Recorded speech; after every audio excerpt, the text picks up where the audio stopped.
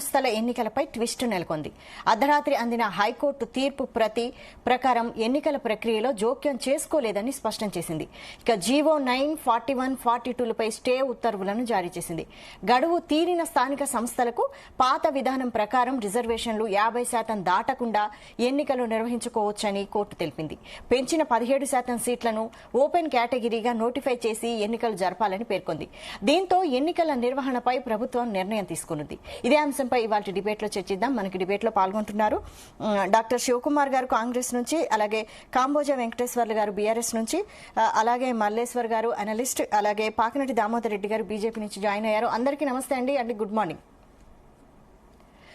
First Malleshwar గారు మీరు చెప్పండి, ఈ హైకోర్టు తీర్పు ప్రతిని మీరు ఎలా విశ్లేషిస్తారు?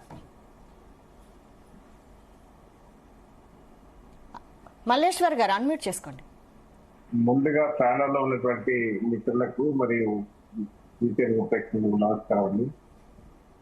మొన్న ఏదైతే దాదాపుగా 48 గంటలు 2 రోజులలో ఫస్ట్ రోజు ఒక 5 గంటలు, తర్వాత మరొక 2.5 అవర్స్ 7.5 గంటలల్లో వాదోపవాదాలు విన్న తర్వాత హైకోర్టు ఇచ్చినటువంటి తీర్పు కొంత బీసీలకు ఆత్మగౌరవం దెబ్బతినే విధంగా ఇచ్చిందనే భావించారు. ఎందుకంటే ఇక్కడ రాజ్యాంగంలో ఎక్కడ కూడా ఏ సుప్రీంకోర్టు డైరెక్షన్స్ ఇచ్చినా, ఇందిరా సహాని కేసులో వస్తు ఇక్కడ ఏది చూసినా కూడా విద్యా ఉద్యోగ రంగాల విషయంలో మాట్లాడేది కానీ ఇక్కడ రాజకీయ రిజర్వేషన్ విషయంలో ప్రస్తావించిన సందర్భం ఇక్కడ చూడలేదు. మనం ఇది ప్రధానంగా మరి కాంగ్రెస్ ఎన్నికల ముందు ఏదైతే ఉందో 23లో మరి రాహుల్ గాంధీ గారు ప్రారంభం చేసినట్టు ఆ పద్ధతిలో కొంత కామారెడ్డి డిక్లరేషన్ అమలు చేసే దిశగా కొంత ముందుకు పోయినప్పటికీ కూడా దాన్ని అంటే ప్రాపర్ వేలో, అంటే ఇప్పుడు ఎక్కడ అంటే ఇప్పుడు హైకోర్టు జడ్జి అనేక సార్లు ప్రస్తావించింది ఏంటంటే ఇది గవర్నర్కు ఎందుకు ఆమోదించలేదు, గవర్నర్ దగ్గర ఉన్నదనే దాని మీద ప్రశ్నించినటువంటి సందర్భాన్ని. ఇప్పుడు గవర్నర్ కనుక ఆమోదిస్తే ఈ పేషి ఉండేది కాదు. గవర్నరు ఆమోదించకుండా ఈ రాజ్భవన్ కేంద్రంగా రాజకీయాలకు మరి చోటిచ్చే విధంగా ఇక్కడ మొత్తానికి మైండ్ గేమ్ ఇక బీజేపీ కావచ్చు, బీఆర్ఎస్ కావచ్చు, కాంగ్రెస్ కావచ్చు, ఇక్కడ వాళ్ళ ప్రయత్నం ఇక్కడ బలంగా చేసినట్టయితే ఇక్కడ అవపడలేదు. ఇక్కడ మనం ప్రధానంగా చూస్తే ఏంటంటే రిజర్వేషన్ అంశం కాడికి వస్తేంటే కొంత ఇప్పుడు కోర్టు తీర్పు ఇచ్చేది ఏంటంటే కోర్టు 42% అమలు చేసే పరిస్థితి లేనప్పుడు పాత పద్ధతిలో పోవచ్చు అనేది కోర్టు చెప్పాల్సిన అవసరం లేదు. ఇక్కడ మనకు జరిగిన మనం మొత్తం సారాంశం ఏంటంటే సామాజిక న్యాయము అని మనం మాట్లాడుతూ ఉన్నాం, కానీ అసలు న్యాయ వ్యవస్థలో న్యాయమూర్తుల నియామకాల్లో సామాజిక న్యాయం పాటించడానికే బీసీల తరఫున మాట్లాడే నాదులు లేకుండా అది మొత్తము దేశవ్యాప్తంగా జరుగుతున్నటువంటి పరిస్థితి. ఆ పద్ధతి మరి కొలీజియం పేరుకే కొలీజియం సెలక్షన్స్ ఇవన్నీ చేస్తా ఉన్నారు, కానీ ఈ రోజు ఇవన్నీ కూడా కొంత బీసీలకు మరి అడ్డంకిగా మారుతా ఉన్నది. ఇక్కడ ఏదేమైనప్పటికీ కూడా మరి కాంగ్రెస్ ప్రభుత్వం ఇంతకుముందు గతంలో మాట ఇచ్చిన పద్ధతి ప్రకారం 42% రిజర్వేషన్స్ అమలు చేసినాకనే ఎన్నికలు పోతామని అనేక సార్లు చెప్పింది. ఇప్పుడు కూడా హైకోర్టు మరి స్టే ఇచ్చింది, సుప్రీంకోర్టుకు పోయి కొట్లాడే బాధ్యత మరి కాంగ్రెస్ ప్రభుత్వానికి ఉన్నది. సేమ్ టైము ఇంకా ఎందుకంటే ఇప్పుడు సరే బీఆర్ఎస్ అధికారం లేదు, అవకాశం లేదు, కానీ బీజేపీకి మన సెంట్రల్లో ఉన్నటువంటి అవకాశంతో, సెంట్రల్లో ఉన్నటువంటి అధికారంతో గవర్నర్ ను ఒప్పించే బాధ్యత, గవర్నర్ ఫైల్ మీద సంతకం పెట్టించే బాధ్యత మరి బీజేపీ తీసుకోవాలనేది నేను స్పష్టంగా చెప్పదలుచుకున్నాను. ఎందుకంటే ఇక్కడ ఈ పేషికి లేకపోతే నిన్న చూస్తున్నాం, నిన్న నిరసనలు రస్తారోకోలు ఇవన్నీ కొంత మళ్ళా తెలంగాణ ఉద్యమంలో ఎట్లయితే మరి పబ్లిక్ రోడ్ మీదకి వచ్చి చేసిరో ఆ పబ్లిక్ అప్పుడు తెలంగాణ ఉద్యమంలో వచ్చింది కూడా ఈ బడుగులే, ఇప్పుడు కూడా వచ్చేది కూడా మరి బీసీలకు అన్యాయం జరుగుతుందనే దాని మీద కొంత ఒక రకంగా చెప్పాలంటే అదృష్టం కొద్ది ఇప్పుడు రెడ్డి జాతిని నిందించడం బాగా, రెడ్డి జాగృతిలో ఒక్కరిద్దరు వ్యక్తులు చేయబట్టి ఇలా రెడ్డి కులానికి కూడా కలంకం తీసుకొచ్చే పద్ధతిలో మరి వారు అవలంబించినటువంటి పరిస్థితి చూసినాం. ఏదేమైనప్పుడు కూడా ఇది రిజర్వేషన్స్ అనేది రెడ్డికి వ్యతిరేకం కాదు, అగ్రవర్ణాలకు వ్యతిరేకం కాదు. ఇక్కడ బీసీలకు వారికి కావాల్సినటువంటి దామాష ప్రకారం వాళ్ళ జనాభా ప్రకారం అడుగుతున్నటువంటి పరిస్థితి 56.37 అని ఇవాళ గవర్నమెంటే ఇచ్చింది లెక్కలల్లో. మరి అటువంటిప్పుడు 42% ఇస్తే వాళ్ళకు మరి ఎందుకు పంచాయతీ వస్తున్నదో మరి బుట్టంగారు మాధవ్ రెడ్డి తెలవాలి, లేదంటే వంగ గోపాల్ రెడ్డి తెలవాలి. ఎందుకంటే ఇటువంటి ఇష్యూస్ ఏదైనా కూడా మరి 7 to 8% లేనటువంటి అగ్రవర్ణాలకు 10% రిజర్వేషన్ ఇచ్చినాడు.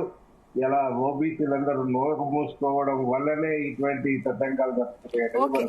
ఓకే మల్లేశ్వర్ గారు, ఓకే అండి. అయితే ఇప్పుడు హైకోర్టు ప్రశ్నించింది గవర్నర్ దగ్గర ఎందుకు ఆగింది అని ఎక్కువగా అంటున్నారు. అయితే గవర్నర్ దగ్గర ఆగిందని ఎందుకు అనుకుంటున్నారు? అంటే బీజేపీ ఫెయిల్ అయిందంటారు, మీరేమంటారు? Good evening juniors Telugu viewers and తోటి ప్యానల్ మెంబర్స్ కు.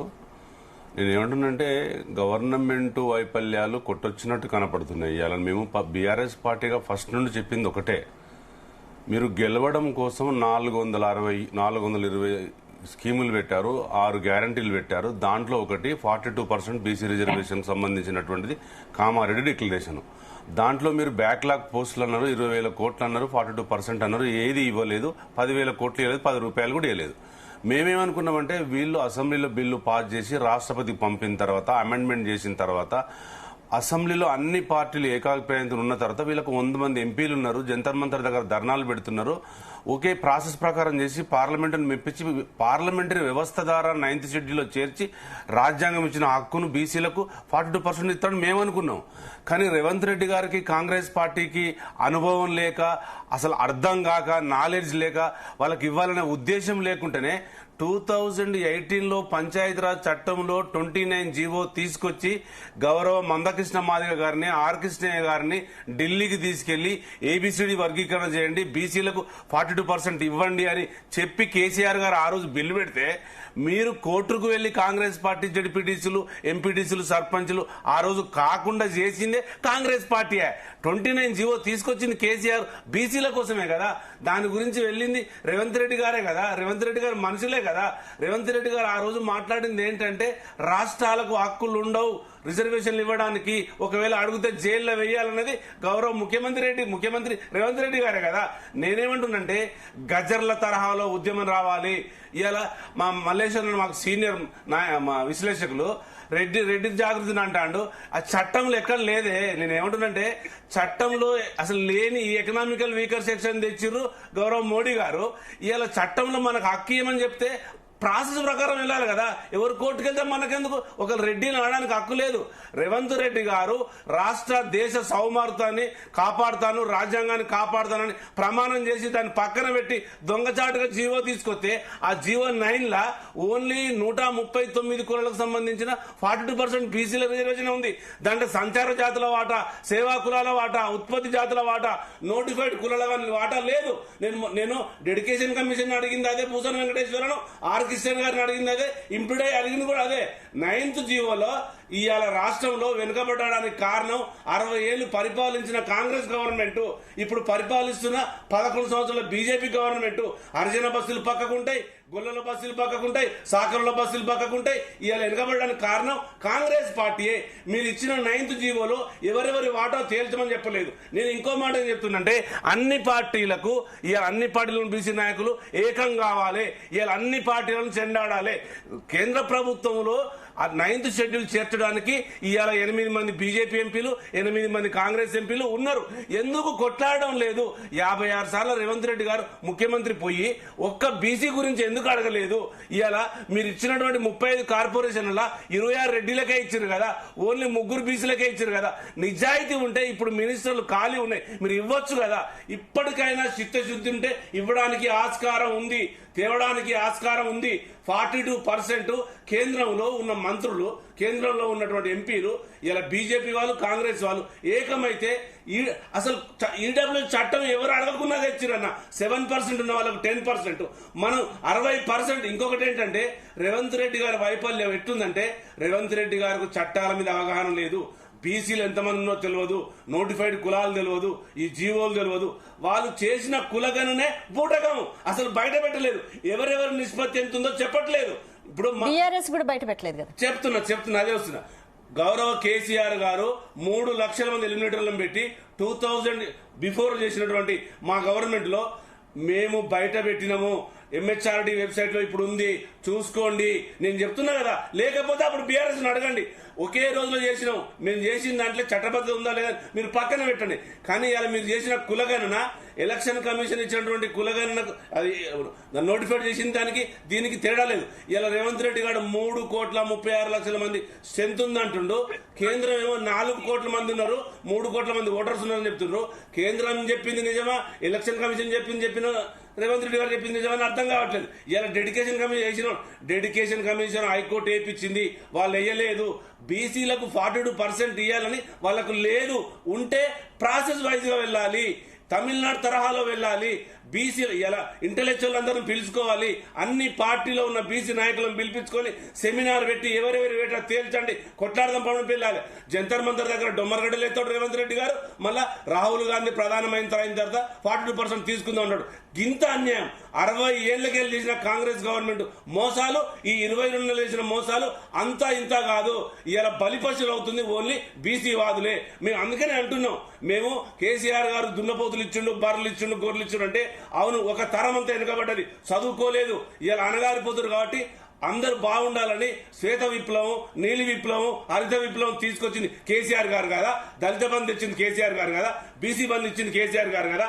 ఇవాళ బీసీలు చదువుకోవాలని మహాత్మా జ్యోతిరావు పూలే స్కాలర్షిప్ పెట్టింది కేసీఆర్ గారు కదా. విదేశీ విద్యను అందించింది కేసీఆర్ గారు. 22 నెలల్లో ఒక్క బీసీకి ₹1 కూడా స్కాలర్షిప్ లేదు. విదేశీ విద్యలో రేవంత్ రెడ్డి గారు మొత్తం మోసం. 18,500 కోట్లు ఫర్ మంత్ ఇన్కమ్ ఉంటే, 18,500 కోట్లు పర్ మంత్ ఇన్కమ్ ఉంటే ఇవాళ 13,000 కోట్లకు తెస్తున్నాడు. ఎక్కడ ఇన్కమ్ సృష్టించిండు రేవంత్ రెడ్డి గారు? 2,50,000 కోట్లు ఇవాళ అప్పు చేసిండు. ఇప్పటికీ 6 లక్షల కోట్లు అర్థం కాని పరిస్థితిలో ఉన్నది. అన్ని వైఫల్యాలే. కాళేశ్వరం మీద, ఈ ఫార్ములా రేస్ మీద, విద్య మీద అన్ని కమిషన్ లేచి పక్కన ఉంటుండ్రు. విద్యా మినిస్టర్ ఉండరండి ఇప్పటివరకు 20 నెలలు. భారతదేశం పుట్టిన స్వాతంత్రం వచ్చినప్పటి నుంచి ఇప్పటి వరకు 22 నెలలు మినిస్టర్ లేని గవర్నమెంట్ ఏంటంటే కాంగ్రెస్ ప్రభుత్వం. హోమ్ మినిస్టర్ లేడు. రేటు పేరు ఏమంటారు? అసలు హత్యలు ఎట్లా జరుగుతున్నాయి, ఏం జరుగుతుంది అడ్మినిస్ట్రేషన్ ఉందా? బీసీల మీద కలెక్టర్ల సమీక్ష పెట్టిండా? ఏం చేసిండు రేవంత్ రెడ్డి? ఏం చేయలేదు. ఆయన ఆస్తులు పెంచుకుంటుండు, వాళ్ళ అల్లుని ఆస్తులు పెంచుకుంటుండు. బీసీలు ఇలా కాంగ్రెస్ లో ఉన్న మినిస్టర్లను, బీజేపీలో ఉన్న మినిస్టర్లను, బీఆర్ఎస్ లో ఉన్న బీసీలు అందరినీ కన్ఫ్యూజన్ చేసిండు, ఓటర్లను కన్ఫ్యూజ్ చేసిండు. ఇది కాంగ్రెస్ నాయకులు తెలియదా? 42% వీగదని ఇంతకుముందు ఇదే కోర్టు 42% కొట్టేసింది. కాంగ్రెస్ పోతేనే కదా. మళ్ళీ ఎట్లిస్తుంది? ఎట్లా వస్తుంది అంటే పార్లమెంటరీ వ్యవస్థ ద్వారా హైకోర్టుకు సంబంధం లేకుండా రాజ్యాంగం ఇచ్చినటువంటి హక్కులో మనకు 42% రావాలంటే 9th షెడ్యూల్లో చేర్చాలి. చేర్చి వదిలిపెట్టకూడదు, చేర్చి మళ్ళీ రీచట్టం చేయాలి. ఎందుకంటే ఏ ముఖ్యమంత్రులు, ఏ ప్రధానమంత్రులు వచ్చినా కూడా దీన్ని తీయడానికి వీల్లేదని. ఇవాళ నేను ఏమంటున్నానంటే సంచార జాతులు ఆగమైపోతున్నారు. ఎక్కడున్నారు రేవంత్ రెడ్డి గారు? ఇప్పుడు ఈడబ్ల్యూ చట్టం తీసుకొచ్చింది ఎవరు అడిగిరని తెచ్చారు అంటే అగ్రకులాల్లో ఉన్నటువంటి బీసీలకు మేము ఇవ్వాలంటున్నాం. దాంట్లో కూడా లొసుకులు ఉన్నాయి. 10% ఇవ్వద్దు. ఎంత జనాభా ఉందో అంత జనాభానే ఇవ్వాలి. 6% 5% వస్తే అందరు స్వాగతించే వాళ్ళు. దాని గురించి రేవంత్ రెడ్డి మాట్లాడు అంటే ఎక్కడ వైఫల్యం? ఒక్క వైఫల్యం కాదు, 400 వైఫల్యాలు చెప్పడానికి వీలు లేదు. మనం కోర్టులు ఉండడానికి, రెడ్డిస్ ఉండడానికి ఛాన్స్ లేదు. మన వైఫల్యం ఉందా? గవర్నమెంట్ ఎవరు అడిగారు 42% ఏమని? వాళ్ళు ఎలక్షన్ లో గెలవడం కోసమే Kamareddy declaration, Chevella declaration, Warangal declaration తెచ్చారు. ఎవరైనా ప్రజలు అడిగిరా అంటే మేము ఇన్ని సంవత్సరాలు పరిపాలించినాం, మా వల్ల కావడం లేదు, మేము తట్టుకోలేకపోతున్నాం, మోసం చేద్దాం 42% పెట్టని చేసిన మాట వాస్తవం కాదా? ప్రజలు గ్రహిస్తలేరా? ఎందుకు ఇవాళ 15th ఫైనాన్స్ కమిషన్ డబ్బులు రావట్లేదు? ఎందుకు రావట్లేదు? ఎలక్షన్ పెట్టకపోతే పారిశుద్ధ్యం ఆగమవుతుంది, గ్రామాలు ఆగమవుతున్నాయి, హరితం ఆగమవుతుంది, వాటర్ బోర్లు లేదు, స్ట్రీట్ లైట్లు లేవు. ఎక్కడ పట్టించుకుంటారు రేవంత్ రెడ్డి గారు? ఓకే వెంకటేశ్వర గారు, దామోదర్ రెడ్డి గారు మీరు చెప్పండి. బీజేపీ వైఫల్యం ఏం లేదా అంటే అసలు ఈ ప్రాసెసే కరెక్ట్ కాదా? మీ పాత్ర ఏంటి అసలు బీజేపీది? ఈ రిజర్వేషన్ అన్మ్యూట్ చేసుకున్నారు మాధవరెడ్డి గారు, అన్మ్యూట్ చేయండి, మ్యూట్లో ఉంది.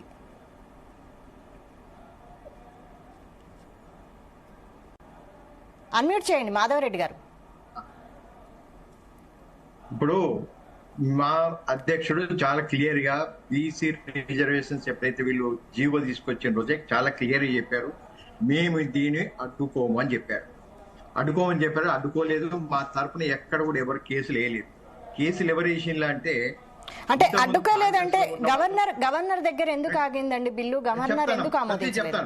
ప్రతి చెప్తాను.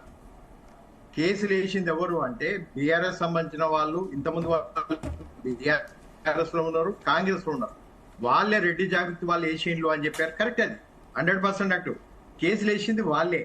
ఫస్ట్ బేసికల్ గా రేవంత్ రెడ్డి ఏం చెప్పాడు, నీకు బీసీ డిక్లరేషన్ ఇచ్చినప్పుడు 6 నెలల లోపల బీసీ రిజర్వేషన్ గురించి డిసిషన్ తీసుకుంటామని చెప్పారు. ఇప్పుడు ఎన్ని నెలలు అయింది? 18 months అయింది. ఏం చేశాడు? అసెంబ్లీలో బిల్లు పెట్టాడు, గవర్నర్ కాలేదు. ఏం చేయాలి? అఖిలపక్షం మీటింగ్ పెట్టాడా ఎప్పుడన్నా? అఖిలపక్ష పార్టీ వాళ్ళని పిలుచుకొని ఈ విధంగా ఉన్నది, మన గవర్నర్ దగ్గర పోదాము, రాష్ట్రపతి దగ్గర పోదాము అని చెప్పేసి ఎక్కడైనా మాట్లాడిండా? మాట్లాడలేదు. మేము దాని గురించి మాట్లాడలేదు. బీసీలకు అన్యాయం జరగకూడదని మేము ఊరుకున్నాం. ఇంకొకటి, ఒక కేసు వేసేటప్పుడు ఐఏఎస్ ఆఫీసర్లు, లీగల్ అడ్వైజర్లు ఏం చేస్తున్నారు? ఇప్పుడు కేసు 2015 మన కేసు అయితే ఏందో, ఈ కేసు ప్రకారం ఏంటి, ఇది మనకు 3 judges బెంచ్ చాలా క్లియర్ చెప్పింది, స్థానిక సంస్థలలో ఓబీసీలకు ఇవ్వాలి అంటే దానికి సరి అయిన పద్ధతిలో పోవాలని చెప్పారు. వీళ్ళు చాలా క్లియర్ గా జడ్జిమెంట్ లో కేసులో చెప్తే, ఏ కేసు? ఈ కేసులో చెప్తే ఇంతవరకు కూడా వీళ్ళు ఎక్కడ ఎటువంటి దాన్ని తీసుకోలేదు. చట్టరూపం రాకముందుకే వీళ్ళు జీవో ఎట్లా ఇష్యూ చేస్తారమ్మా? మినిమం కామన్ సెన్స్ ఉంటుంది. చట్టం వచ్చిన తర్వాత ఒక 2 నెలలు ఆగి ఉంటే గవర్నర్ మీద గట్టిగా మనం వీళ్ళందరూ అక్షరపక్షాన్ని తీసుకెళ్లి మాట్లాడుంటే వేరే తిరుగుండేది. వీళ్ళకి ఎక్కడ మైలేజ్ వస్తుందో, మేమేదో పొలిటికల్ గా మీకు గెయిన్ చేసుకుందామని చెప్పి ఆలోచన చేసింది తప్ప, ఎప్పుడైనా వీళ్ళు కనీసం గవర్నర్ దగ్గర వీళ్ళు పోయిలా? బిల్లు అక్కడికి పంపించారు, గవర్నర్ దగ్గర పంపించారు, సంతకం కోసం పంపించారు. మీరు ఏం చేయాలి? గవర్నర్ కలిసిందా? ఒక్క రికార్డు లేదు గవర్నర్ కలిసినట్టు. వీళ్ళు గవర్నర్నే కలవలేదు. గవర్నర్ కలిసి వాళ్ళకి సాధక బాధలు చెప్పి అక్కడ వినకపోతే రాష్ట్రపతి దగ్గరికి అఖిలపక్షాన్ని తీసుకెళ్లి మాట్లాడవలసిన బాధ్యత ఎవరిది? కాంగ్రెస్ పార్టీది, రేవంత్ రెడ్డి. ఆ పని ఎందుకు ఇయ్యలేదు? ఏమంటాడు? జంతర్ మంతర్లు ఏమంటాడు? మా రాహుల్ గాంధీ ప్రైమ్ మినిస్టర్ అయినాక మేము బీసీలకు రిజర్వేషన్ తీసుకొస్తామని చెప్పి, ఇది కాదా? ఇది రికార్డెడ్ కాదా? ఇలా మాట్లాడొచ్చా? ఫస్ట్ 9th షెడ్యూల్ లో పెట్టాలనే ఇంగిత జ్ఞానము ఐఏఎస్ ఆఫీసర్లకు లేదా? లీగల్ అడ్వైజర్లకు లేదా? జీవోని తీసుకొచ్చి చట్టాన్ని మార్చకూడదని ఇంగిత జ్ఞానం వీళ్ళకు ఉన్నదా? ఇంకొకటి, రాజకీయం చేస్తారు వీళ్ళు తప్ప. నీకు 10% ముస్లింస్ రిజర్వేషన్ ఎందుకు పట్టుకొచ్చింది బీసీలలో? అది తప్పు కాదా? వాళ్ళ 42% రిజర్వేషన్ బీసీలకు ఇస్తామన్నప్పుడు 42% రిజర్వేషన్ బీసీలకు ఇవ్వాలి. అయినా సరే మా అధ్యక్షుడు ఏం చెప్పాడు? సరే, అది అయ్యేది ఇప్పుడు అయితే ముందుకు రానియండి, బీసీలకు రిజర్వేషన్ మూవ్ కానియండి అని చెప్పారు. నేను అక్కడ ఉన్నాను, ప్రత్యక్ష సాక్షిని.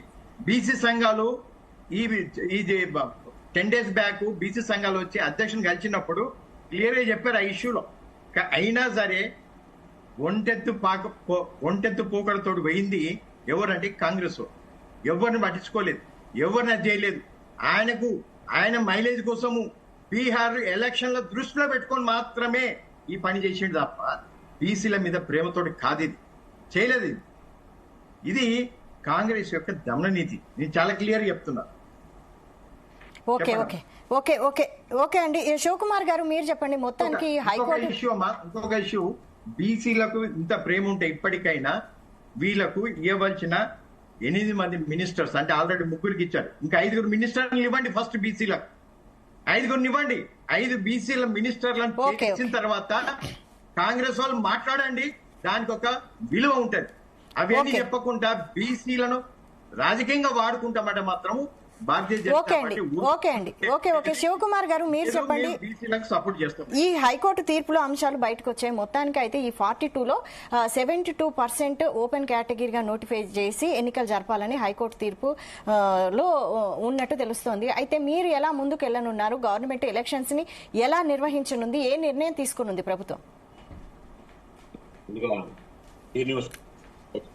మీకు ప్యానల్ ఉన్న వారికి నమస్కారం.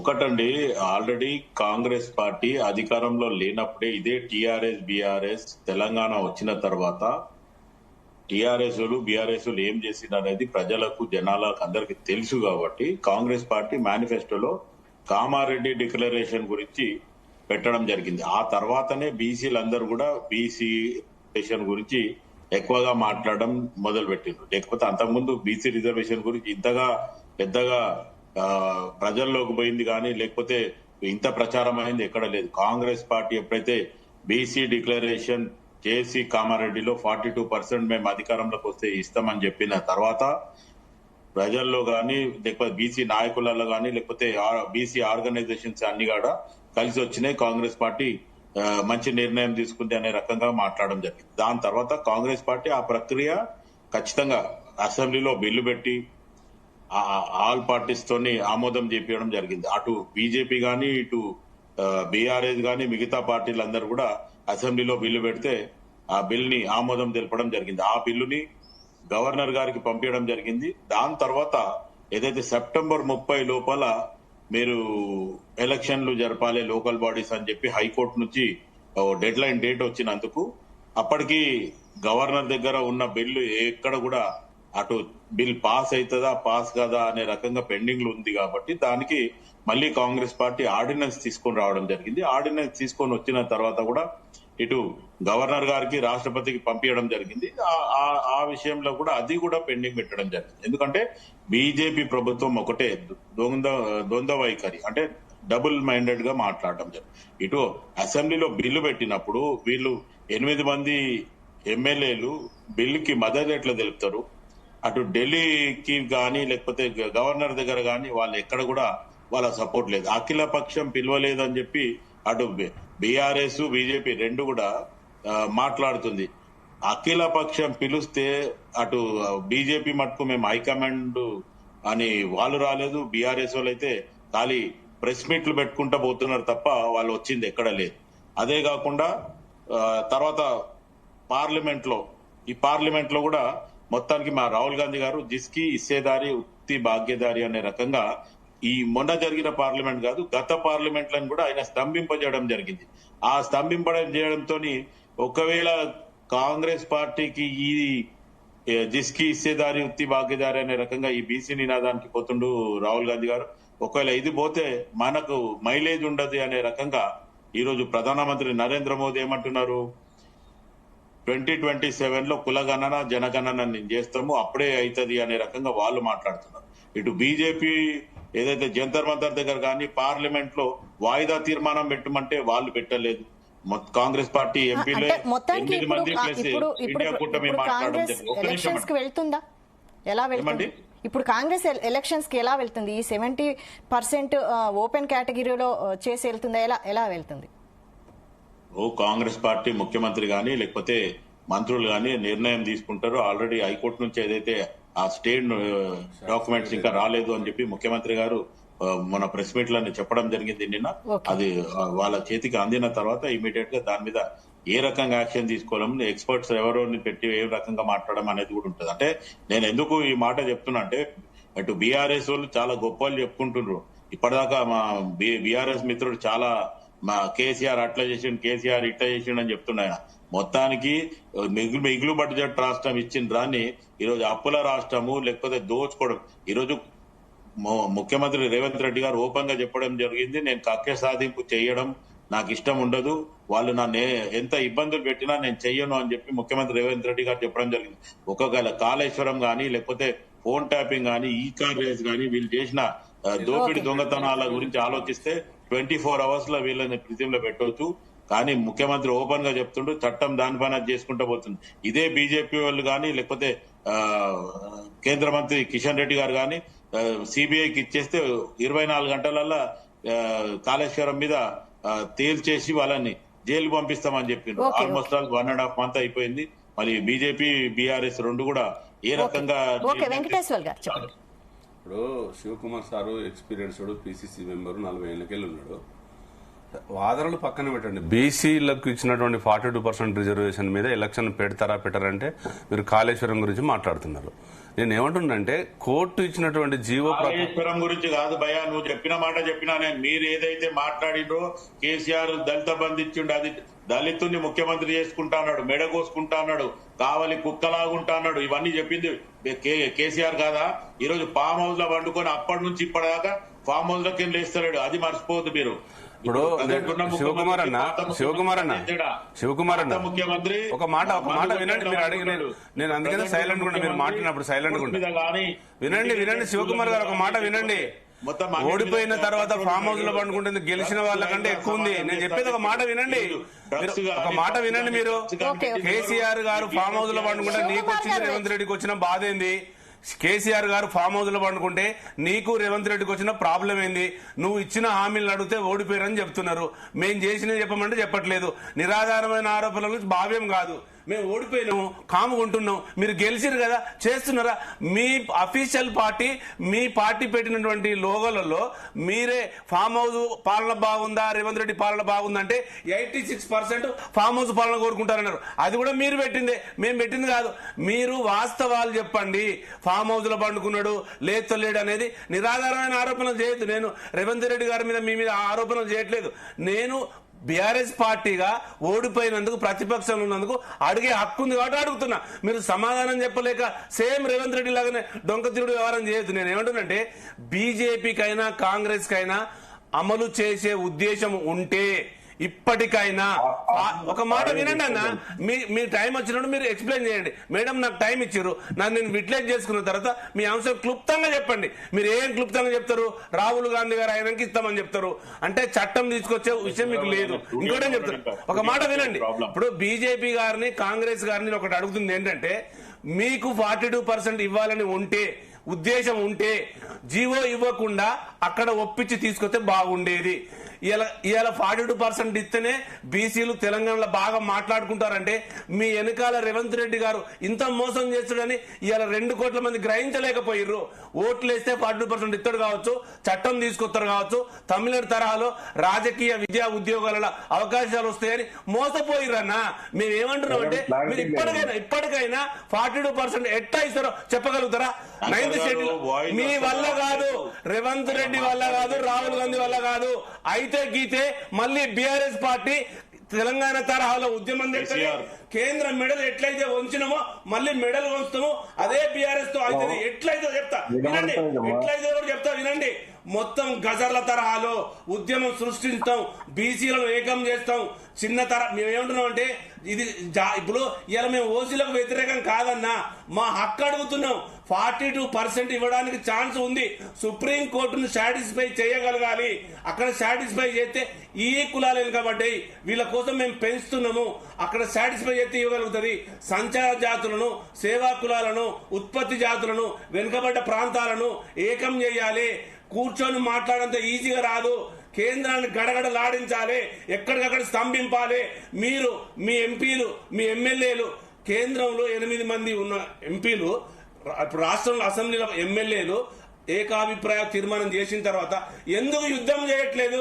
ఎక్కడ వైఫల్యం ఉంది అంటే ఇవ్వడం వరకేనా? ఎందుకు కొట్టాడడం లేదు? 42% ఓన్లీ రాష్ట్రపతి రాజ్యాంగం ద్వారా రావాలని తెలుసు కదా, జీవో రావాలని తెలుసు కదా, ఎందుకు జీవో ఇచ్చిండ్రు? అది మీ వైఫల్యం కాదా? మేము ఇంతకు ముందు తీసుకొచ్చిన జీవో మీరే కదా కొట్టేయించింది. అది నేను అడుగుతున్నా, మిమ్మల్ని నేను అనడం లేదు. మీరు ఇస్తానన్నది 42%.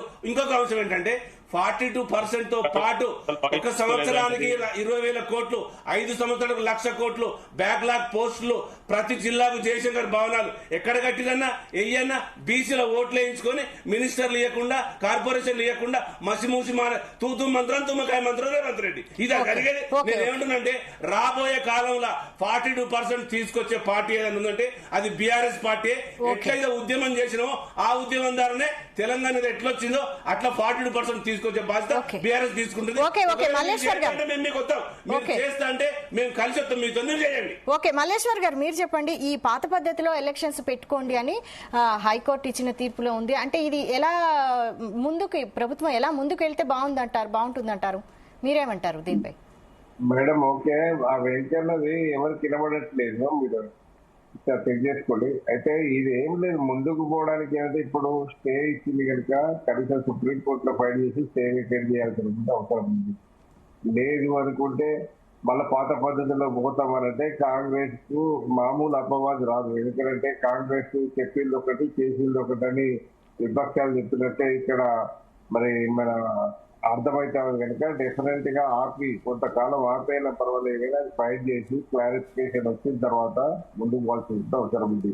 ప్రధానంగా ఏంటంటే మనకు ప్రభాకర్ రెడ్డి సార్ చెప్పినట్టు 10 days బ్యాక్ రామచంద్రరావు గారి కూడా ఇదే ఇష్యూలో నేను కూడా ప్రత్యక్షంగా నేను ఒక బీసీ నాయకుడిగా నేను కూడా కలిసిన. ఏంటి అంటే మీరు కొంచెం గవర్నర్ దగ్గర ఫైల్ పెండింగ్ ఉంచారు, అది కొంచెం మీరు ఇన్వాల్వ్ అయితే అది అప్రూవల్ అయితే డెఫినెట్ గా మనకు అవకాశము ఉంటది. రేపు 42% రిజర్వేషన్ అమలు అయితే దాని మీద ఎందుకంటే రామచంద్రరావు గతంలో చెప్పిన సందర్భం మీకు గుర్తు చేస్తున్నా. ఇప్పుడు రాజ్యాంగ సవరణలో 285(a) ప్రకారము మీరు ఏ రాష్ట్రానికి ఆ రాష్ట్రం సవరించుకోవచ్చు అనే దాని మీద ఢిల్లీ కేంద్రంగా ప్రెస్ మీట్ లో చెప్పింది. కానీ 9వ షెడ్యూల్లో చేర్చారనే విషయాన్ని కూడా స్పష్టంగా చెప్పింది. అయితే దాన్ని దృష్టిలో పెట్టుకొని ఇక్కడ పొలిటికల్ రిజర్వేషన్ స్థానిక సంస్థల కొరకు మీరు ఆ యాక్షన్ తీసుకొని చేసినటువంటి సందర్భం. ఎందుకంటే 2018 పంచాయతీరాజ్ చట్టంలో ఇదే యాక్ట్ ఇదే ఆర్టికల్ తోటి 34 ఉన్నదని 23కి తగ్గించినటువంటి సందర్భం కేసీఆర్ ఉంది. ఎందుకంటే అప్పుడు 50% కండిషన్స్ ఇటువంటి కండిషన్స్ వస్తున్నాయి అనే దాని మీద ఆడ కేసీఆర్ చేసింది. కానీ ఇప్పుడు ఏంటంటే అందరి దృష్టిలో ఉన్న రిజర్వేషన్ తగ్గించింది బీఆర్ఎస్ అనే ఒక ప్రచారానికైతే కొంత అడ్వాంటేజ్ తీసుకునేటువంటి పరిస్థితి ఉన్నది. ఇప్పటికీ బీజేపీ కాంగ్రెస్ ఈ కొట్లాట కంటే బీసీలకు ఏం చేస్తామనేది కొంత ఆలోచించి స్పష్టంగా మరి రేవంత్ రెడ్డి గారి నాయకత్వంలో అఖిల పక్షములు తీసుకుపోయి వివిధ పార్టీ ప్రతినిధులతోటి ప్రధానమంత్రి గారి అపాయింట్మెంట్ తీసుకొని చేస్తే బాగుంటుంది అనేది మేము చాలాసార్లు చెప్పినాం. అయితే ప్రధానమంత్రి అపాయింట్మెంట్ ఇవ్వట్లేదని, రాష్ట్రపతిని కలదమన్న అపాయింట్మెంట్ ఇవ్వట్లేదని అందులో కాంగ్రెస్ చెప్పుకొచ్చింది. మరి దీనికి బీజేపీ కొంత ఇప్పుడు పెద్దన్న పాత్ర రేవంత్ రెడ్డి గారు చెప్తా ఉంటారు, పెద్దన్న మోడీ పెద్దన్నగా సంపాదిస్తున్నప్పుడు ఆ పెద్దన్న అపాయింట్మెంట్ ఇప్పించాల్సింది రామచంద్రరావు గారు. ఇక్కడ జిల్లా ఇక్కడ రాష్ట్రానికి చెందినటువంటి కిషన్ రెడ్డి గారు సంజయ్ బాధ్యత తీసుకొని అపాయింట్మెంట్ ఇప్పించి అది ఏమైతుంది ఎట్లా చేద్దామనే దాని కొరకు కొంత డిస్కషన్ చేసి దానికి బీసీలకు అన్యాయం జరగకుండా చూడాల్సిన కూడా అవసరం ఉన్నది. ఎందుకంటే అందరు చెప్పేది ప్రతి ఒక్కరు చెప్పేది కూడా రాజ్యాంగం రాజ్యాంగం అంటే రాజ్యాంగంలో ఈ బీసీ రిజర్వేషన్స్ ఇవ్వద్దని కూడా ఎక్కడ లేదు. ఏ కోర్టు కూడా 50% లిమిట్ దాటద్దని చెప్పింది. మరి అటువంటిప్పుడు ఈడబ్ల్యూఎస్ రిజర్వేషన్స్ కి ఎందుకు వర్తించదు, అప్పుడు ఇవ్వలేదా? మరి అటువంటి పరిస్థితిలో ఉన్నప్పుడు దీనికి ఇప్పుడు ఇది విద్యా ఉద్యోగ రంగాలలో నిజంగానే కోర్టు చెప్పినట్టు నీకు మనం కొంత ఆలోచించవచ్చు మన సవాళ్ళు. కానీ రాజకీయ స్థానిక ఏ రాష్ట్రంలో ఏ రాష్ట్రానికి ఆ రాష్ట్రానికి తగ్గించుకునే అధికారం ఉన్నప్పుడు పెంచుకునే అధికారం కూడా ఉంటుంది. ఆ పద్ధతిలో అక్కడ ఉన్నటువంటి పద్ధతిలో పోవాల్సినటువంటి అవసరం ఉన్నది. రేవంత్ రెడ్డి గారు అఖిల పక్షాన్ని తీసుకుపోవడానికి సిద్ధంగానే ఉన్నాడు అని ప్రచారం అవుతుంది. కానీ అపాయింట్మెంట్ ఇచ్చే నాలుగు లేక కొంత మల్లేశ్వర్ గారు వెంకటేశ్వర్ గారు క్వశ్చన్ అడుగుతారట. వెంకటేశ్వర్ గారు చెప్పండి. Good morning. వినపడుతుందా మల్లేశ్వర్ గారు? రాజ్యాంగ ప్రక్రియలో భారతదేశంలో ఉన్న గవర్నమెంట్ ఏదైనా సాధించడానికి ఉంది. 130 సార్ల రాజ్యాంగ సవరణ జరిగింది. 62వ రాజ్యాంగ సవరణ, 92వ రాజ్యాంగ సవరణ జరిగింది. దానికి ఈడబ్ల్యూఎస్ తీసుకొచ్చిన తర్వాత మరి ఇది ఎందుకు తేవడం లేదనేది బీజేపీ చెప్పాలన్నా, బీజేపీ చెప్పడం లేదు కదా. ఒకవేళ మేనిఫెస్టో తయారు చేస్తున్నప్పుడు కామారెడ్డి డిక్లరేషన్ ఇది కాదు మన పని, ఇది దొంగ హామీ అని వాళ్ళకి తెలిసినప్పుడు వీళ్ళు అసెంబ్లీలో ఇచ్చినప్పుడు ఈ 8 మంది ఎంపీలు 8 ఎమ్మెల్యేలు కేంద్రం దగ్గరికి పోతే ఈజీగా అవుతుంది ప్రాసెస్ తీసుకురావడానికి. ఆ ప్రయత్నం లేదు కదా అనేది నాకు వచ్చాను. అయితే నేను కూడా ఈ 10 days బ్యాక్ జరిగినటువంటి సందర్భం ప్రభాకర్ రెడ్డి సార్ ఉన్నాను అని చెప్పినందుకు నేనున్నా అని చెప్పినందుకు నేను సంబోధిస్తున్నాను సార్. తెలంగాణ ఉద్యమంలో కూడా కేసీఆర్ ఫైట్ చేస్తే కాంగ్రెస్ ఇచ్చింది. కాంగ్రెస్ తో పాటు చిన్నమ్మ అప్పుడు సుష్మా స్వరాజ్ వాళ్ళు బీజేపీ పాత్ర తక్కువేం కాదు. ఆ నమ్మకంతో ఇలా 8 కాంగ్రెస్ కి ఇస్తే 8 బీజేపీకి ఇచ్చింది. అటువంటిప్పుడు బీజేపీ ఈ 103 రాజ్యాంగ సవరణతో నీకు 10% ఈడబ్ల్యూసీ ఇచ్చినప్పుడు దీనికి కూడా ఆమోదప్పుడు గవర్నర్ దగ్గర ఉన్న రాష్ట్రపతి దగ్గర ఉన్న దాన్ని ఒప్పించే బాధ్యత బీజేపీ తీసుకోవాలి. తీసుకోనప్పుడు ఇక్కడ ఈ 8 సీట్లు కాదు, రేపు ఎంత అధ్వానమైనటువంటి పరిస్థితి ఉంటుందో బీజేపీ కూడా ఆలోచించుకోవాలి. ఎందుకంటే ఇలా బీసీ రిజర్వేషన్స్ నాకు చాలా మంది చెప్తా ఉంటారు, బీసీ నాయకులు అవసరం ఉన్నప్పుడు అవకాశం కొరకు చెప్తా ఉంటారు. బీసీ ప్రధానమంత్రి కూడా మీ బీసీఏ కదా అని. ప్రధానమంత్రి వచ్చిన తర్వాత మనకు బీసీలకు ఒరిగింది ఎక్కడైనా ఉన్నదా? ఒకటి మనకు ఒక బీసీ కమిషన్ దానికి సంబంధించింది రాజ్యాంగ నీకు చట్టబద్ధత చేసిందే తప్ప మిగతాది ఎక్కడ కూడా బీసీలకు ఒరిగింది ఏం లేదు. ఇప్పటికైనా దీన్ని కొంత పెద్దన్న పాత్ర పోషించి బీసీలకు న్యాయం జరగాలంటే గవర్నర్ తోటి ఆర్డినెన్స్ టైం చేపిస్తే ఇలా కోర్టులో కూడా ఫైట్ చేయడానికి ఒక అవకాశం ఉంటుంది, స్టే వేకేట్ కావడానికి అవకాశం ఉంటుంది. ఏదైనా ఒక కాంగ్రెస్ మీద నెట్టో లేకపోతే ఇంకా దేని మీద నెట్టి బీజేపీ వాళ్ళు ఇప్పుడు ఇక్కడ ఏమైందంటే ఇక్కడ ఇద్దరు కూడా పిల్లికి గంట ఎవరు కట్టాలని దాని మీదే చూస్తారు. ఎందుకంటే మల్లేశ్వర్ గారు మీరు జీవో 9 కి మద్దతు ఇస్తున్నారా? జీవో 9 కు 100% మద్దతు ఇస్తాం. కాకపోతే అది ఒక ప్రాపర్ వేళ ఇప్పుడు అందరు అన్నట్టు గవర్నర్ ఆమోదము రాకుండా ఇచ్చిరు అనే దాని మీదే కొంత ఇప్పుడు కోర్టు కూడా తప్పుపట్టింది అదే. అయితే ఇక్కడ మనకు ఆ రోజు అభిషేక్ మనసింగి చాలా ఆర్గ్యుమెంట్ చేసిందంటే కూడా ఇక్కడ ఆడ పెండింగ్ ఉండడం వల్లనే ఇక్కడ మనకు సుప్రీంకోర్టు డైరెక్షన్ హైకోర్టు డైరెక్షన్ ఇచ్చింది సెప్టెంబర్ 30 లోపు ఎన్నికల నోటిఫికేషన్ ఇవ్వాలని. ఇవన్నీ కూడా కొంత ఎన్నికల నోటిఫికేషన్ ఇవ్వాలని హైకోర్టు డైరెక్షన్ ఉంది కనుక వీళ్ళు మరి అక్కడ పోయి ఫైల్ అని ఇప్పుడు 6 నెలల కింద 9th షెడ్యూల్ పోయి 6 నెలలు అయింది, ఆర్డినెన్స్ పోయి 4 నెలలు అయింది. ఇప్పుడు ఈ 285 యాక్ట్ సవరించి కూడా పంపితే అక్కడే పెట్టుకున్నారనే దాని మీద చేసిండ్రు అనే దాని మీద మన సింఘ్వి గారు చెప్పారు. కానీ కోర్టు కన్విన్స్ అయింది అనుకున్నాం ఫస్ట్ డే రోజు వాయిదా వేయడం వల్ల. కానీ ఇదంతా కూడా ఒకటి ఇలా న్యాయ వ్యవస్థలో మనకు అంటే ఒక సామాజిక స్పృహ ఇప్పుడు అందరూ కూడా ఏదంటే కొలీజియం ద్వారానో అదని చెప్పి చేస్తా ఉన్నారు. న్యాయ వ్యవస్థలో కూడా సామాజిక న్యాయం పాటించక న్యాయమూర్తుల నియామకాలు ఓబీసీలటువంటి వాళ్ళకు అవకాశం లేక ఇక మన గురించి ఆలోచించే వాళ్ళు లేరు అనేది బీసీ సమాజం నమ్ముతా ఉన్నది. ఎందుకంటే ఇవాళ స్టే వేకేట్ చేపిస్తేనే దానికి ఒక కాంగ్రెస్ ఒక్కటికి ప్రభుత్వానికి ఒక్కటే కాదు, మనకు బీజేపీ సెంట్రల్ లో ఉన్నది. స్టే వేకేట్ చేయడానికి ఏదో సుప్రీంకోర్టులో ఇన్ఫ్లుయెన్స్ చేయాలని అంటలేము. దానికి గవర్నర్ ఆమోదం కనుక జరిగితే స్టే వేకేట్ చేయడానికి ఇది ప్రాసెస్ లో ఉంటుంది. కాబట్టి అది ఆ పద్ధతిలో ముందుకు పోవాలనేది నేను చెప్తా ఉన్నాను. ఓకే, దామోదర్ రెడ్డి గారు మీరు చెప్పండి. అందరూ మిమ్మల్ని అంటున్నారు, అంటే పెద్దన్న పాత్ర పోషించలేదు బీజేపీ అంటున్నారు, మీరేమంటారు? ఒకవేళ ఇప్పుడు పాత పద్ధతిలో ఎలక్షన్స్ కి వెళ్తే ఈ 17% బీసీలకు ఇస్తారా? బీజేపీ ఇస్తుందా? దామోదర్ రెడ్డి గారు ఇస్తుందమ్మా, అట్లా లేదు. చట్ట ప్రకారము ఏది ఉన్నదో దాని ప్రకారం కంపల్సరిగా మేము ఇస్తాము. అలా బేసిజాలు దానికి వెనకపోయేది ఉండదు. కాకపోతే ఏంటిది అంటే వీళ్ళు ఇప్పటికైనా కాంగ్రెస్ వాళ్ళు ఆలోచించి అందరినీ కలుపుకొని పోతే అన్ని పార్టీలను కలుపుకొని పోతే తెలంగాణ ఉద్యమం కోసము అన్ని పార్టీలు, అన్ని కులాలు, అన్ని మతాలు కలిసి ఎలా ఉద్యమించారు ఆ విధంగా మళ్ళా బీసీ వాళ్ళ కోసము మనము శాసనసభ వేదికగా మీరు బీజేపీ పార్టీ మద్దతు ఇచ్చింది, బీఆర్ఎస్ మద్దతు ఇచ్చింది. ఇప్పుడు మళ్ళీ మీకు వచ్చే పేషెంట్ అన్న సరే బీఆర్ఎస్ అంటే గవర్నమెంట్ వాళ్ళకి ఇక్కడ అవకాశం లేదు, కానీ వాళ్ళు మద్దతు ఇచ్చారు. కానీ ఇప్పుడు అక్కడ మద్దతు ఇచ్చిన ఇప్పుడు జీవో ఇచ్చే మీరు ఒక్కొక్కసారి ఒక స్టెప్ తెలంగాణ అసెంబ్లీ వరకు మీరు విధంగా మాట్లాడుకున్నారు, అంతా అయిపోయింది. అక్కడ తర్వాత వేరే పార్టీలు ఎవరైనా కలుపుకోబోయిలా? మీరు కాంగ్రెస్ వాళ్ళు ఎవరిని కలుపుకోబోలేదు. వాళ్ళు ఏం చేశారు? ఆల్రెడీ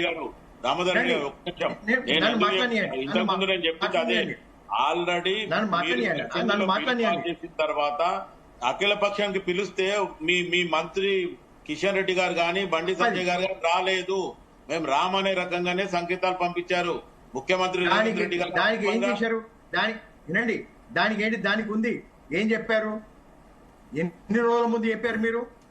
మినిస్టర్స్ కానీ అందరికి కూడా ఎవరి వాళ్ళు ప్రీ అపాయింట్మెంట్స్ ఉంటాయి కదా, వీళ్ళు ఏం చేశారు? ఒక రోజు ముందు చెప్పారు వీళ్ళు. అది మర్చిపోతే ఎట్లా? మీరు ఒక రోజు ముందు చెప్పి తూరు మంత్రంగా మీరు బీజేపీ ద్వంద్వ వైఖరి ప్రదర్శిస్తుంది తెలంగాణలో మటుకు.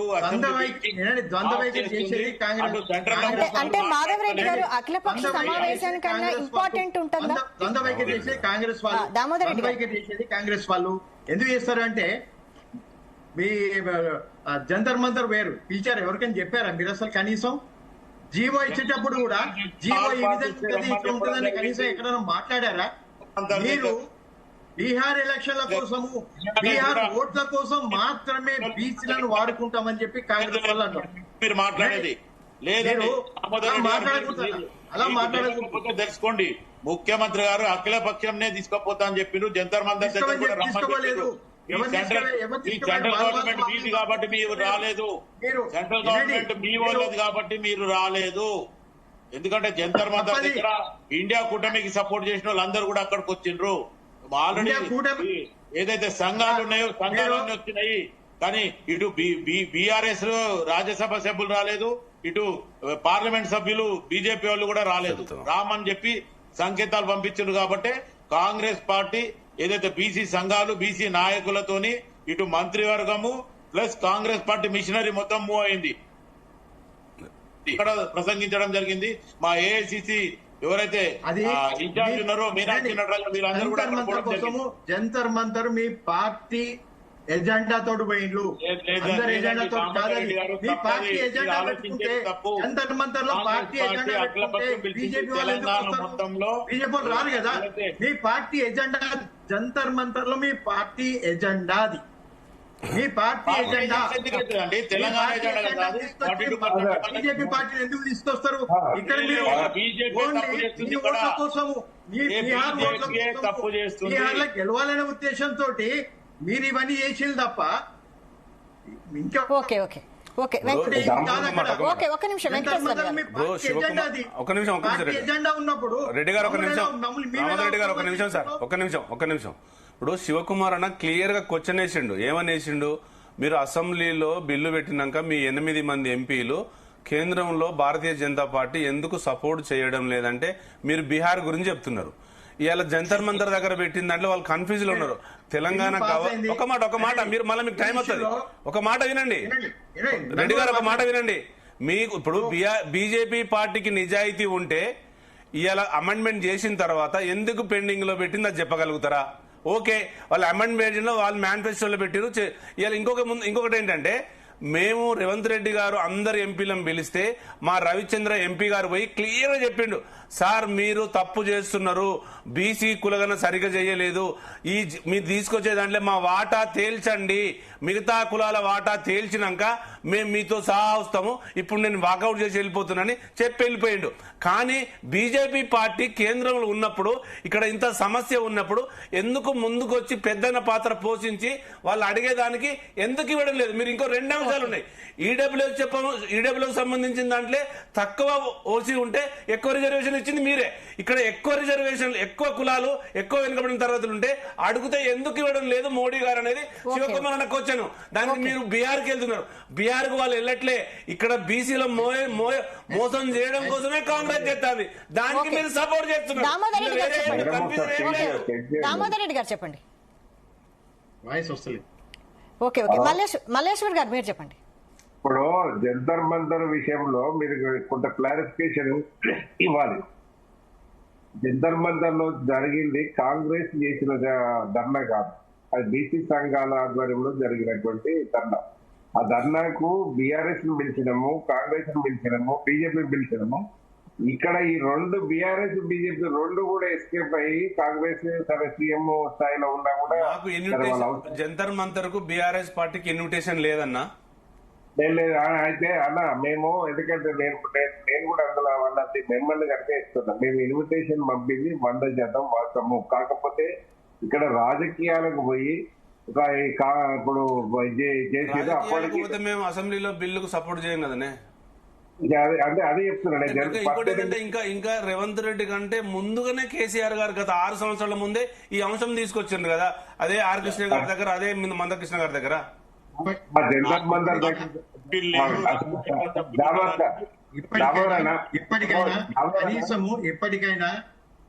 ఇప్పటికైనా బీసీ వాళ్ళను ఇప్పటికైనా ఒక తాటిపైకి తీసుకొచ్చి దీన్ని ముందుకు తీసుకుపోతేనే బీసీ బిల్ అనేది ఫైనలైజ్ అవుతుంది. మీరు ఆ పని చేయండి. మీరు ఏవైతే కుల సంఘాలున్నాయో అందరూ బీజేపీ పార్టీ అంశం ఏంటంటే మీరు క్లియర్ గా చెప్తున్నారు సార్, ఒక మాట మీరు క్లియర్ గా చెప్తున్నారు రెడ్డి గారు, దామోదర్ రెడ్డి గారు, మీరు క్లియర్ గా చెప్తున్నారు ఏంటంటే ఒక మాట సజెషన్ నేనేం పార్టీలను వ్యతిరేకించట్లేదు, మీరు క్లియర్ గా చెప్తున్నారు బీజేపీ పార్టీ స్టాండ్ ఏం చెప్తుందంటే క్లియర్ గా మీరు బీసీలు కొట్టారండి, కానీ కొట్లాడకుండా కూడా మేము ఈడబ్ల్యూ చట్టం తెస్తామన్నట్టు మీరు మాట్లాడుతున్నారు. బీజేపీ అంశం ఏంటంటే బీసీలు కొట్లాడండి, మీరు యుద్ధం చేయండి, కానీ మేము మాటి కొట్లాడకున్నా కూడా ఈడబ్ల్యూ తీసుకొస్తాం, మీ నోట్ల కొడతాం, మీ పొట్ట కొడతాం అన్నట్టుగా బీజేపీ పాలన ఉంది ఇవాళ, అంతే కదా. ఇప్పటికి కూడా మీరు క్లారిటీ ఇవ్వాలి, బీజేపీ పార్టీ క్లారిటీ ఇవ్వాలి, కాంగ్రెస్ క్లారిటీ ఇవ్వాలి. బీజేపీ ఏం క్లారిటీ ఇవ్వాలంటే 42% వస్తుందా అమెండ్మెంట్ చేస్తుందని క్లారిటీ ఇవ్వాలి. ఇలా కాంగ్రెస్ కూడా ఎలక్షన్ ఏ పద్ధతిలో పెడతాను కూడా క్లారిటీ ఇవ్వాలి. ఇప్పుడు సమస్య అంటే ఆర్ కృష్ణయ్య గారు చెప్పేది బీసీ స్టాండా బీజేపీ స్టాండా అనేది మీరు తెలుసుకోవాలి. ఎందుకంటే బీజేపీ స్టాండే కనుక ఏడుంటే ఎవరు ఎంపీ అండి? ఆర్ కృష్ణ గారు ఎవరు ఎంపీ? ఆర్ కృష్ణ ఎవరు ఎంపీ? ఎవరు ఎంపీ? బీజేపీ ఎంపీ అని బీజేపీ ఎంపీ బీజేపీ యాక్సెప్ట్ చేస్తుంది, అందులో ఏం లేదు. ఆర్ కృష్ణయ్య చెప్పబట్టి దీన్ని అడ్డుకోవద్దు, దీన్ని గవర్నర్ ఆమోదించాలని చెప్పి బీజేపీ ఎంపీగా చెప్తున్నాడు. కానీ బీజేపీ సెంట్రల్ లో ఉన్నటువంటి బీజేపీ కానీ ఇక్కడ ఉన్నటువంటి మినిస్టర్లు దానికి ముందు ఫస్ట్ ప్రొసీజరల్ మల్లేశన్ సార్ ఒక డెబేట్ లో ఒక మాట రెడ్డి గారు, ఒక డెబేట్ లో నేను ఆర్ కృష్ణ సార్ అడిగిన సార్, ఆర్ కృష్ణ గారు అడిగింది ఏంటంటే 9th జీవోలో వాటాలు తేల్చలే, 42% నిష్పత్తి శాతంలో ఇయ్యలేదు, ఎట్లా సార్ మీరు 40 ఏళ్లకెళ్ళి ఉద్యమాలు చేస్తున్నారు, 9 జీవో కోర్టులో గెలుస్తా అంటున్నారు, నేను మంగళుల్లది, సాకలున్నది, సంచార జాతులది, సేవాకులున్నది, కుమ్మరుల్లది, వడ్రంగుల్లది, ఒడ్లున్నది, పటముల్లది, గంజికుట్ల వాటా తేల్చలే. 139 కులాలల్లా ఈ దేశంలో కాంగ్రెస్ పార్టీ అదే కొంతమంది కులాలకే రిజర్వేషన్ ఇస్తుంది. మిగతా వాళ్ళంటే అది దాటేసిండు నేను కావాలంటే మీకు పంపిస్తా. శాసనసభలో తీర్మానం చేసి పంపించినప్పుడు ఆర్ కృష్ణయ్య బీజేపీ ఎంపీగానే అనుకున్నాం, మేము బీసీ సంఘ నాయకులుగా చూసుకుంటున్నాం. కానీ వచ్చి రేవంత్ రెడ్డి గారికి అభినందనలు చెప్పి మీరు తీసుకున్నది సాహసోక్తమైనటువంటి నిర్ణయం అని చెప్పి అభినందించిపోయిండు. తర్వాత చేయాల్సిన పాత్ర అంతా ఎవరిది? సెంట్రల్ గవర్నమెంట్ లో ఉన్నది. తర్వాత మీ బీజేపీ పాత్ర, బీజేపీ ద్వంద్వ వైఖరితోటి ఇలా బీసీలకు నోటికాడి బుక్క నీకు పల్లెంలో తల్లినంత బరాబర్ చేసి ఇప్పుడు. ఎందుకంటే మేమంటే అది ఎంత అన్యాయమైనటువంటి పరిస్థితి. ఇప్పుడు మేము మా బీసీ నాయకులు కూడా తొందరపడి రెడ్డి అని అంటే నేను కూడా 1-2 సందర్భాలలో మీటింగ్ లో చెప్తాను, రెడ్డి జాతి అందరికి అది వర్తించదు. ఒకరిద్దరు వ్యక్తులు వాళ్ళ వెనక ఎవరు ఉన్నారని తేల్చాల్సినటువంటి అవసరం కూడా ఇవాళ కాంగ్రెస్ కున్నది, బీజేపీ కున్నది. ఎందుకంటే మనం బీజేపీ కాంగ్రెస్ సపోర్ట్ అని చెప్తున్నాడు మాధవరెడ్డి, కాంగ్రెస్ లో బీజేపీ వ్యక్తి అని చెప్తున్నటువంటి సందర్భంలో ఇప్పుడు ఏదేమైనా కూడా మా నోటికాడి బుక్క మీరు ఎండగొట్టడము, మమ్మల్ని అన్యాయం చేయడం అయితే ఇది తగదు. ఇప్పటికైనా స్టే వేకేట్ చేయడానికి గవర్నరు ఒప్పించే బాధ్యత బీజేపీ తీసుకోవాలి. లేదు అనుకుంటే పిటిషనర్లను ఉపసంహరించుకునే విధంగా కాంగ్రెస్ ఒత్తిడి తీసుకురావాలి. అప్పుడు డెఫినెట్ గా ఇది మనం 42% ఇంప్లిమెంటేషన్ ఈజీగా పోతుంది. లేదా అదర్వైజ్ అప్పటి వరకు లేకపోతే ఇది శబ్దంగా ఉంటది. ఇది ఒక వాస్తవంగా తెలంగాణ ఉద్యమంలో బీసీ జనమే, ఈ బీసీ సమాజమే జెండాలు పట్టుకొని తిరిగింది, మీకు రోడ్ల మీదకి వచ్చింది. ఇప్పుడు ఈ మాకు ఉద్యమాలు చేసడం పెద్ద కొత్తగా మండల కమిషన్ నుంచి ఇప్పటి వరకు కూడా మేము చూస్తా ఉన్నాం. కాకపోతే మండల్ కమిషన్ నుంచి ఈ రోజు వరకు కూడా బీసీలకు వ్యతిరేకమైన చిన్న సజెషన్ మండల్ కమిషన్ ఇచ్చినటువంటి రిజర్వేషన్లను ఇదే అద్వానీ గారు, ఇదే వెంకయ్య నాయుడు గారు, ఇదే కిషన్ రెడ్డి గారు అడ్డుకున్న వాస్తవం కాదా అన్న? ఆ రోజు మండల్ కమిషన్ అదే మండల కమిషన్ నుంచి ఇప్పటి వరకు మీరు మార్పు ఏం రాలేదు. ఇప్పటికైనా మీరు ఆ మద్దతు తీసేసుకొని పెద్దన్న పాత్ర పోషించి బీజేపీ లీడ్ తీసుకొని. దామోదర్ రెడ్డి గారు ఫైనల్ గా చెప్పండి. అలా మీరు ఇక్కడ మొడుస్తారా? మేము 2014 నుంచి చాలా క్లియర్ గా ఉన్నాము. బీసీ ఇష్యూలలో వీళ్ళు రాజకీయాలు చేసుకుంటూ కాంగ్రెస్ వాళ్ళు బీఆర్ఎస్ వాళ్ళు బీఆర్ఎస్ అనకండి సార్, మీరు కేంద్రంలో ఉన్న మీరు మమ్మల్ని అనకండి. మాకు ఎంపీలు కూడా లేవు, ఓన్లీ రాజ్యసభనే ఉన్నాయి. మీరు క్లారిటీ ఇవ్వండి. ఒకటే ఒక కౌల పిల్ల, ఒక కడుపున పుట్టిన పిల్లలే కౌల పిల్లలే వాళ్ళు, అది గుర్తుపెట్టుకోండి. ఎందుకంటే తప్ప ఇద్దరు కలిసి ఏంది బీజేపీని బదనాం చేయాలని చూస్తున్నారు తప్ప మేము ఎక్కడ ఒక కేసు ఫైల్ చేశామా బీసీ వాళ్ళకి వ్యతిరేకంగా? ఎక్కడైనా ఎవరైనా ఒక మా ఎమ్మెల్యే ఎంపీ మాట్లాడారా? ఏమి లేదు. మేము చాలా క్లియర్ గా చెప్తున్నాం, క్లారిటీ తోటి ఉన్నాం.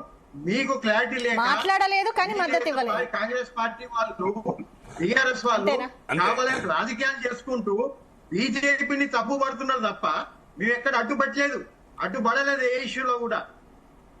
అంటే మీరు క్లారిటీ ఇచ్చారు, మీరు అడ్డుపడలేదు. వాస్తవం. ఒక నిమిషం, మీరు అడ్డుపడరు కానీ మీరు చేసేది చేస్తారు. అడగని వాళ్లకు ఎకనామికల్ రీసెర్చ్ చట్టం తెస్తారు, బీసీలను ఉండగడతారు. ఇది అంటే నేను ఏమంటానంటే, ఇది మీకు కాంగ్రెస్ పార్టీకి 424 ఉంటే మీకు 424 ఉన్నట్టే ఉన్నాయి. ఎందుకంటే ద్వంద్వ వైఖరి ఉంది కాంగ్రెస్ పార్టీది, బీజేపీది. ఒక వైఖరితో ఉండండి. ఇలా గెలుపు ఓటములు కాదు. నేనేమంటున్నానంటే బీజేపీ పెద్దన్న పాత్ర పోషించి ఒకవేళ బీసీలకు న్యాయం చేయాలనుకుంటే చేయడానికి ఇప్పటికైనా అమెండ్మెంట్ తీసుకొచ్చి 9th షెడ్యూల్ చేర్చడానికి అమలు చేయడానికి ఉంది, అది చేయాలి కదా. ఓకే అండి, థ్యాంక్ యూ వెరీ మచ్ అండి. డిబేట్ లో పాల్గొన్నందుకు శివకుమార్ గారు, వెంకటేశ్వర్ గారు, అలాగే మల్లేశ్వర్ గారు, దామోదర్ రెడ్డి గారు, థ్యాంక్ యూ వెరీ మచ్ అండి. ఇది వాళ్ళ డిబేట్ చూస్తూనే ఉండండి.